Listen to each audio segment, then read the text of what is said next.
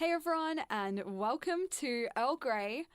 If you're loving this crispy sound, yes, we are back in the studio, and we are joined by two very special guests. So we have Will and Lee from the local band In Xira. Welcome. Hello. Hello. So you guys are like an alternative, experimental kind of band.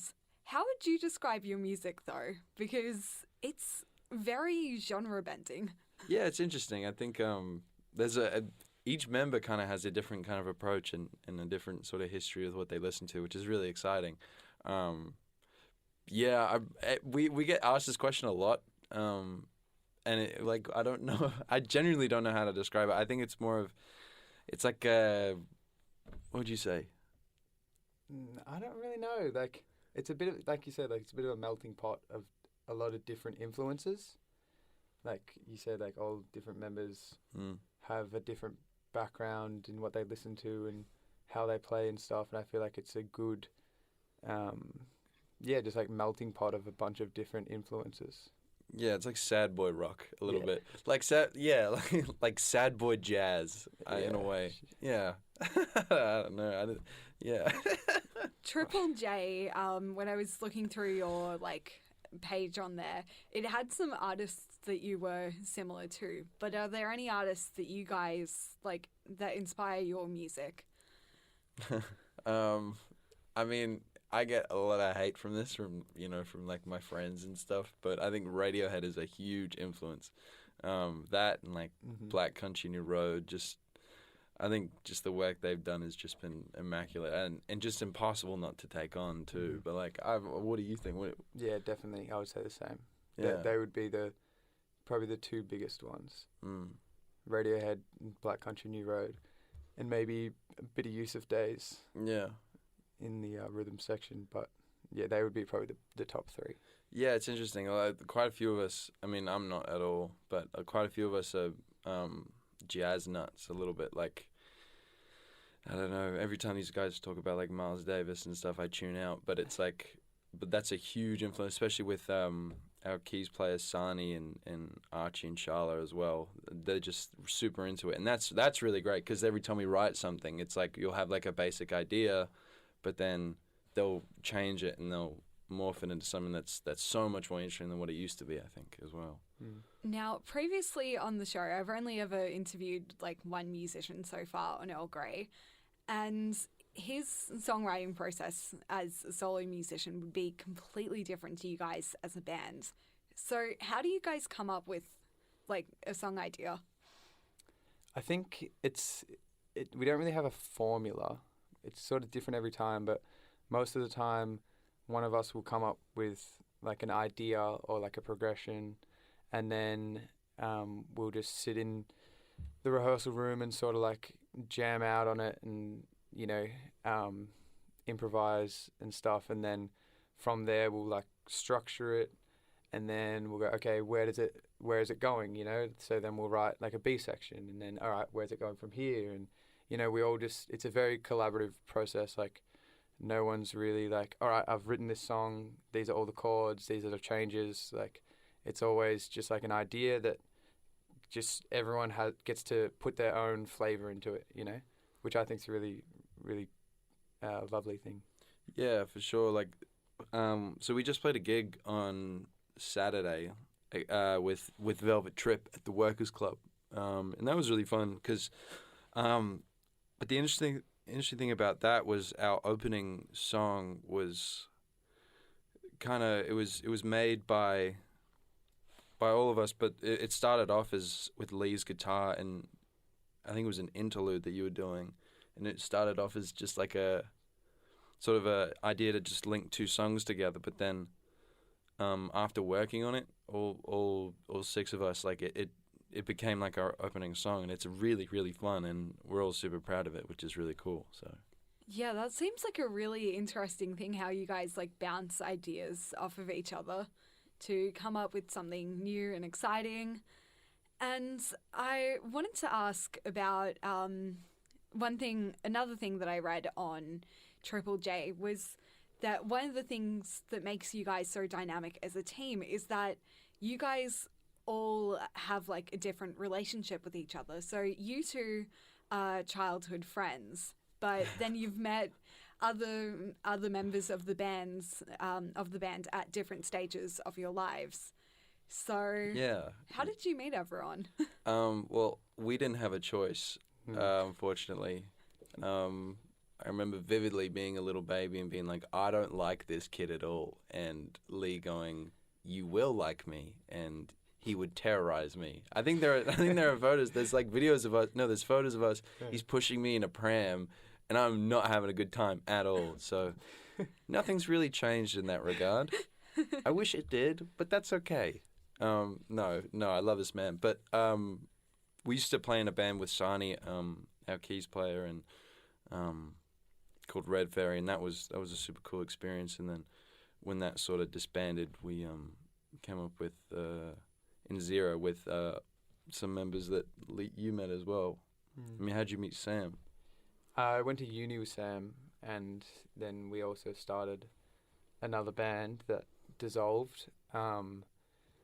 And we met Archie and Sharla, our horn players, through Kindred Studios. They have like a jam night every Thursday. Is called this Slow where Motion. you record? No, this is where I work. But yeah, we recorded at Perfect Squeak Studios. But yeah, we met them at Kindred. They came to like our jam night, and we invited them down for a jam, and then we just like got them to join the crew, and now we're one big happy family. Yeah, that sounds really great that you guys met people from all over Melbourne and joined this band. And so your debut EP is 1111. Do you guys have any more anything exciting coming up? Any more projects in the pipeline? Yes, we're planning on releasing a live sort of like 3 singled sort of little EP thing of just these live takes we did at our mate Adam's house. So that'd be really fun. We got footage going. It's it's gonna be really fun. I'm very, very excited to show people. Yeah, I think we all are really. Yeah, big time. Yeah, I think it'd be good to have like the that be released with like the live sort of takes of it, and then when we go back into the studio and we'll have like the polished studio recordings, and we'll be able to do overdubs and all those fun little studio things. I think it'll be a good contrast to see like if the live one comes out first, and then when we do go into the studio, you can see the process or the difference, I guess. Well, guys, it is time for another song. So what are we going to be listening to? We're listening to His Brother Theo, which is a song about a man's last moments, his dying moment. So it's got everything in it. So yeah, enjoy. Earl Grey is produced for radio broadcast on SYN. Hey guys, welcome back. We are joined in the studio once again by In Xira. We've got Will and Lee with us today. Hello. Hello. So before the break, you guys mentioned that you recently did a live performance, but you guys have been performing live for a while now. Yes, we have. Lee and I and Sani, we used to be in a band called Red Fairy, and it was like an indie rock band. We were just little bubbas, little teenagers, which was really fun. But there was a time we were just playing like a gig once a week for like a month, 2 months. It's interesting. It can be super enjoyable when it goes really well, but if it doesn't, then it does hurt a lot. Especially if you paid money to, you spent money on petrol, you spend money on like food and stuff like that, and you kind of show up and there's like 8 people in the audience and they all hate you. It's like, oh wow, okay, I don't know if I want to do this again. But when it goes well, it's it's just, yeah, I don't think there's really any other feeling like it. Like, it's just, like, the energy in the room's really cool, and people are listening. You feel like you're doing something really important, which is really cool. But, yeah, I mean, how do you feel? That's... Yeah, I love playing live. That's one of my favorite things to do ever. But yeah, you're right. Like, it is a bit of a it's a bit of a shock when, like, the energy in the room just really isn't what you're trying to put out on stage. But then it's also the opposite when the energy in the room is absolutely electric, and you know. Sorry. What's so funny, man? Yeah. It's absolutely electric. Yeah, when it's good, it's good. And yeah, like, our headliner at Kindred was really, really special, and it was really amazing. And I'll never forget that one for sure. But yeah, you know, good and bad. Like, sometimes you get an opening slot and there's just no one in the room, and that's that. And then sometimes it's the opposite, and there's a room full of people who have never heard your music before. So it's great to, you know, share it with those people especially. But yeah. I think the other thing is, like, you meet a lot of good people too. I think we just, a couple months ago, I think it was last month, we went down to Ballarat to play with Fair Trade Narcotics, which is this really, really neat band who we met actually through the studio, through Groove Cult. I think it's Groove Cult Records? Yeah, Perfect Squeak. Perfect Squeak Studios. And yeah, it was just cool to just kind of get out of Melbourne and you know, get paid for doing something cool, and not, you know what I mean, like something you like doing, not something cool, not like that, but Well, hey, it is cool to perform live. Like, I again, hope so. imagine being able to, like, wake up, go, get ready, go on stage, and just be like, yeah, this is my job. This is what I do. Yeah, well, hopefully it'll come to that. We won't be working behind bars our whole life, but not in prison. I mean, like, actual alcohol bars. But I think that's a completely different trajectory that none of us want to go on. But yeah, no, I think it's probably one of the best parts, for sure. Actually, now that you mentioned that you work at a bar, is that do you also meet musicians through there as well? Man. Yeah, big time. We very lucky to have Kindred, especially just, you know, because we have rehearsal studios as well, so you're just always around different musicians from different walks of life, and it's nice to just have conversations with people, and you know. Kindred's interesting because it's starting to turn into this, like, little hub of interesting musicians. We've got a lot of kids coming down from VCA and stuff on certain nights, and that's always really cool, because all of a sudden you'll, you know, especially with these, like, jam nights, you'll have, you know, a kid who's just picked up piano and can play, like, one or two things, but can still play with some guy who's been learning guitar all of his life. You know what I mean? And I think that's a really, really cool thing.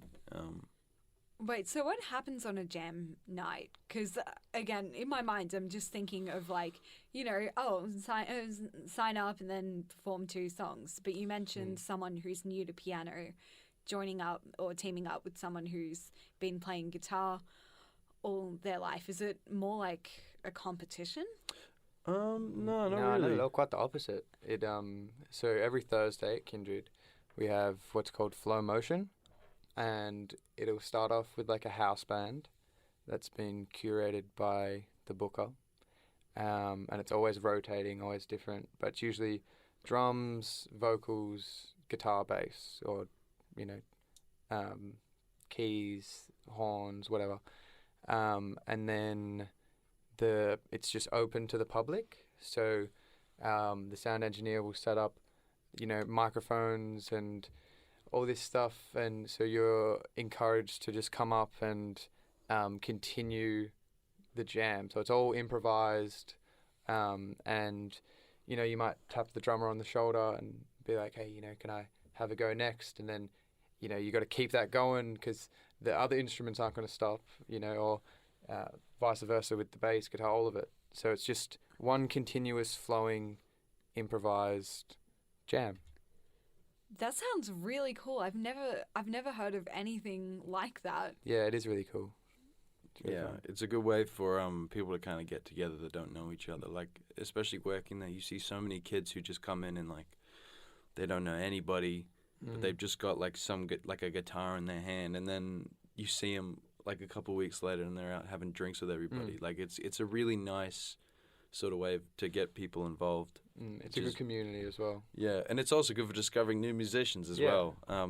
Yeah, I don't think we'd be in the same position that we are in now without Charlotte and Archie. There's no big way. time. Yeah, Who we found at Flomo.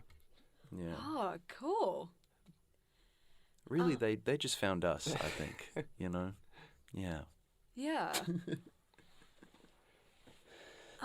I think it might be time for a break, but we will be back on Earl Grey, so make sure you stay tuned.